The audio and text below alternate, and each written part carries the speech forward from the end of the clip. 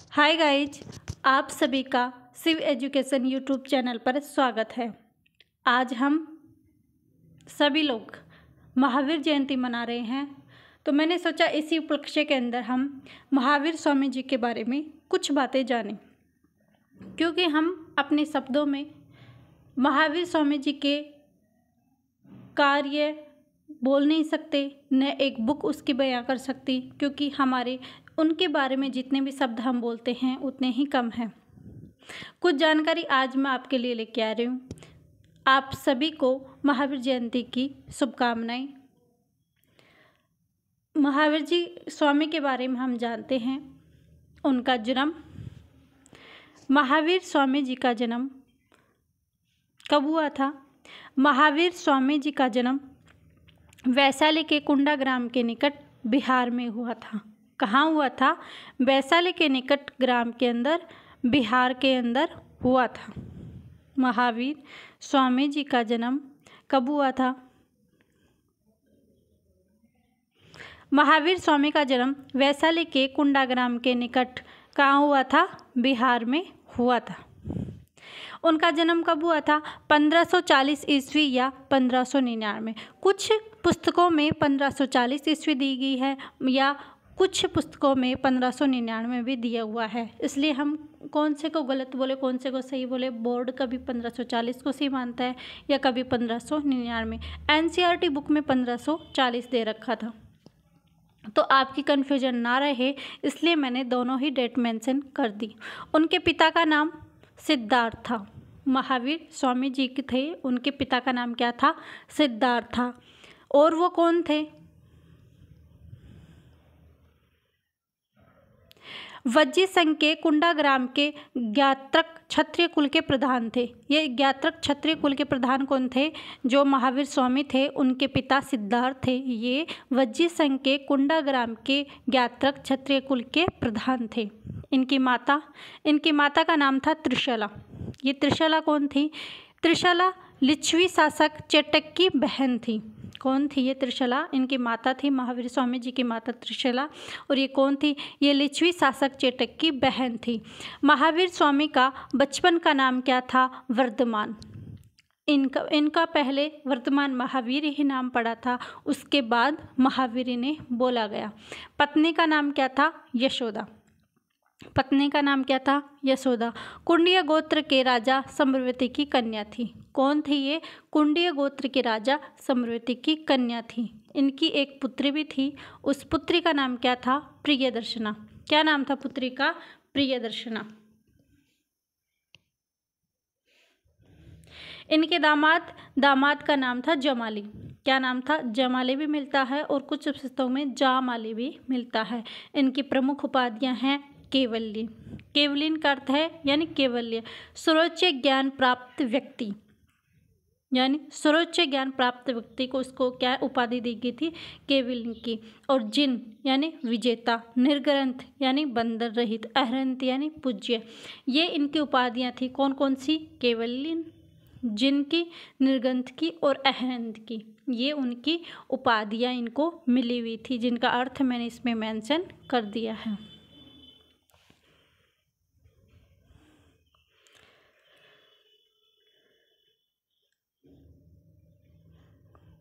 निर्वाण प्राप्ति, इन्हें निर्वाण प्राप्ति कब हुआ था? पावापुरी कहाँ है? राजगृह कहाँ है? बिहार में। पावापुरी राजगृह बिहार में 72 वर्ष की आयु में 468 ईसा पूर्व में सस्तीपाल के यहाँ निर्वाण प्राप्ति हुई थी। ये निर्वाण प्राप्ति ये क्या है? शेषती नहीं है, सस्तीपाल है। सस्तीपाल के यहाँ, ये रोंग कर देना, सस्तीपाल के यहाँ हुआ था। ये सस्तीपाल कहाँ है? ये मल्ल गणराज्य के शासन का शासित क्षेत्र था। यहाँ इन्हें निर्वाण प्राप्ति हुई। तो निर्वाण प्राप्ति कहाँ हुई? पावापुरी राजगृह में। कहाँ हुई? पावापुरी राजगृह में। और कौन कौन से सिद्धांत थे? अनुवर्त का सिद्धांत और शैववाद का सिद्धांत। कौन कौन से? अनुवर्त का सिद्धांत और शैववाद का सिद्धांत। शैववाद का सिद्धांत किससे संबंधित है? जैन धर्म से। ये क्वेश्चन ऐसे आ सकते हैं कि ये अनुवर्त सिद्धांत किससे संबंधित है? जैन धर्म से। शैववाद सिद्धांत किससे संबंधित है? जैन धर्म से। इसमें त्रिरत्न सिद्धांत में कौन कौन से? ये अभी पिछले दिनों कौन से एग्जाम में आया था?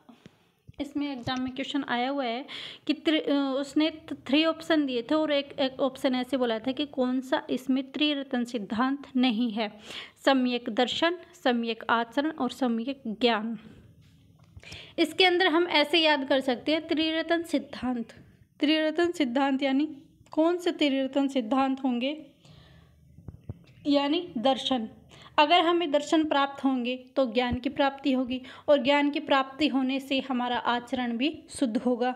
तो ऐसे तीनों को हम याद कर सकते कि दर्शन, आँखों के देख के हमें दर्शन होते हैं तो फिर क्या प्राप्त होता है? ज्ञान, और ज्ञान से क्या होते हैं? अच्छे आचरण। तो त्रिरत्न सिद्धांत कौन कौन से दिए थे? सम्यक दर्शन, सम्यक आचरण और सम्यक ज्ञान। ये त्रिरत्न सिद्धांत है। कौन कौन से सिद्धांत है? अनुवर्त का सिद्धांत, शैववाद का सिद्धांत और त्रिरत्न का सिद्धांत। फिर है महावीर स्वामी जी के जो 5 महावर्त थे। कितने महावर्त थे? 5। इससे पहले पार्श्वनाथ जी ने कितने दिए थे? 4 महावर्त दिए थे और महावीर स्वामी जी ने 5वां महावर्त जोड़ा था। पहला कौन सा था? अहिंसा। पहला महावर्त कौन सा था? अहिंसा। अहिंसा का अर्थ क्या होता है? मन, कर्म तथा वचन से किसी के प्रति ऐसा व्यवहार नहीं करना चाहिए जिससे उसे दुख या कष्ट हो। यानी अहिंसा का अर्थ है कि मन, कर्म, वचन, हम अपने मन से, कर्म से, वचन से किसी के प्रति भी ऐसा व्यवहार नहीं करें कि हमारी वजह से दूसरों को कष्ट पहुँचे। हमेशा ऐसा करना चाहिए कि हमारी वजह से किसी को भी कष्ट नहीं पहुँचे। ये कौन सा पहला सिद्धांत था? अहिंसा। फिर दूसरा सिद्धांत उन्होंने दिया था सत्य। कौन सा था? सत्य। मनुष्य को सत्य, मधुरता के साथ सत्य बोलना चाहिए। क्रोध तथा किसी समय मौन तथा बिना विचारे नहीं बोलना चाहिए। क्रोध के समय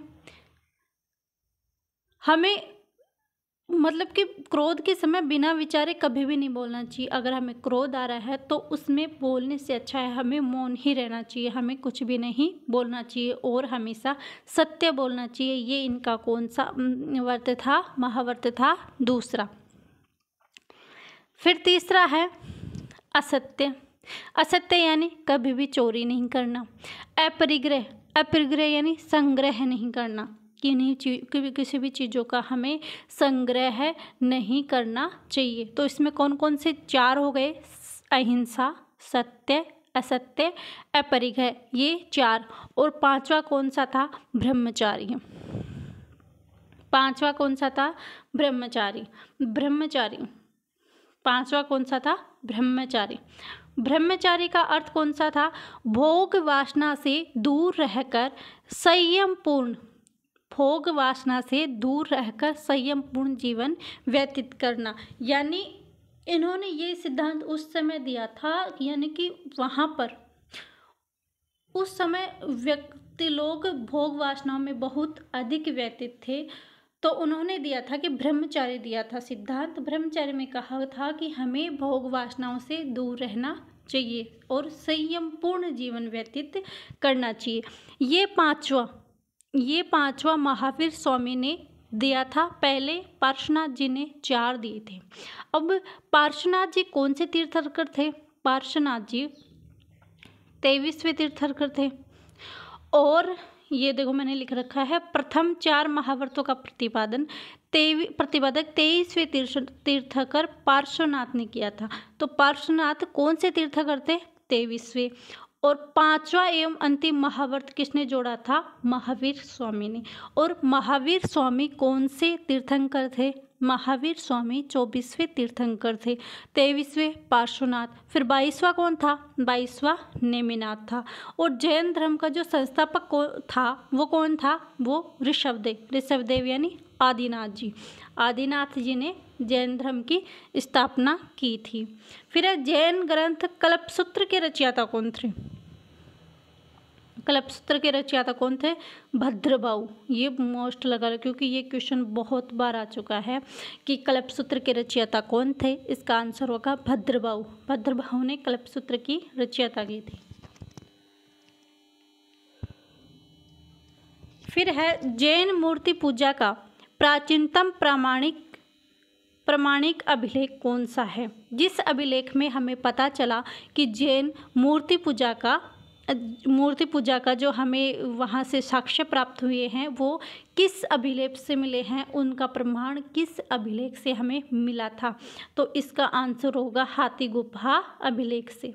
हाथी गुफा अभिलेख से जैन मूर्ति पूजा का हमें प्राचीनतम यानी सबसे पहले प्रमाणिक अभिलेख मिला है। फिर है कि जैन संगति, इनकी जैन संगतियाँ कितनी थी? इनकी जैन संगतियाँ कितनी थी? 2। पहली कौन थी? कब थी? 300 ईसा पूर्व। कहाँ हुई थी? पाटलिपुत्र बिहार में। और इसके अध्यक्ष कौन थे? स्थूलभद्र। जैन संगति कितनी हुई थी? 2, जिसमें पहली कब हुई थी? 300 ईसा पूर्व। कहाँ हुई थी? पाटलिपुत्र बिहार में। और अध्यक्ष कौन थे? स्थूलभद्र। फिर दूसरी जैन संगति है वो कब हुई थी? 512 ईस्वी में। कब हुई थी? 512 ईस्वी में। कहाँ हुई थी? वल्लभी, गुजरात में। और इसके अध्यक्ष कौन थे? क्षमा श्रवण। कौन थे इसके अध्यक्ष? क्षमा श्रवण। जैन संप्रदाय में विभाजन के पश्चात स्थूलभद्र के अनुयायी श्वेतांबर कहलाए, जबकि भद्रभाई के अनुयायी दिगंबर कहलाए। क्या है कि जैन संप्रदाय के विभाजन के बाद स्थूलभद्र के अनुयायी क्या कहलाए? श्वेतांबर। और भद्रभाव के अनुयायी क्या कहलाए? दिगंबर कहलाए। ये आज हमने महावीर स्वामी जी के बारे में कुछ जानकारी यहाँ पर ली है। और ये यानी कि मोटे तौर पर ये वो चीज़ें उठाई गई है जो अक्सर एग्जाम में पूछी गई है। और ये अधिकतर एग्जाम में जैन धर्म से रिलेटेड टॉपिक रहता है, जैसे रीट फर्स्ट ग्रेड और NCERT में भी ये टॉपिक दिया हुआ है। तो सभी एग्जाम्स के अंदर ये वाला टॉपिक इम्पोर्टेंट है और इससे क्वेश्चन हर बार 1 या 2 हर एग्जाम में क्वेश्चन आते रहते हैं। आई होप आपकी समझ में आया होगा। यह वीडियो आपको कैसा लगा प्लीज़ कमेंट करके हमें ज़रूर बताएं। ऐसी ही नई जानकारी प्राप्त करने के लिए इस चैनल को लाइक, शेयर एंड सब्सक्राइब जरूर कीजिए ताकि आपको हमारा नोटिफिकेशन मिलता रहे और हम ऐसे ही मोटिवेट होकर आप तक वीडियो पहुंचाते रहें। आप सभी का धन्यवाद। Thank you.